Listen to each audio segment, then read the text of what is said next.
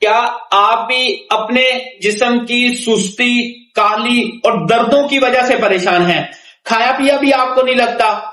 جب مریض یہ کہتا ہے کہ ڈاکٹر صاحب اچھا بھلا کھانے کے باوجود نہیں لگتا، جسم کے اندر دردیں رہتی ہیں، کوئی دوائی کام نہیں کر رہی،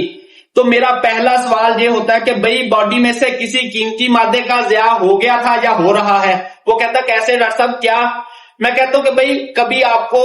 لوز موشن یا الٹی تو زیادہ نہیں لگی رہی، یا آپ کی باڈی میں سے خون کا اخراج تو زیادہ نہیں ہوا، یا آپ میل ہیں جیسے نائٹ فال، احتلام کا مسئلہ تو نہیں رہا؟ ان تینوں جب سوال کرتا ہوں تو ایک پہ سارا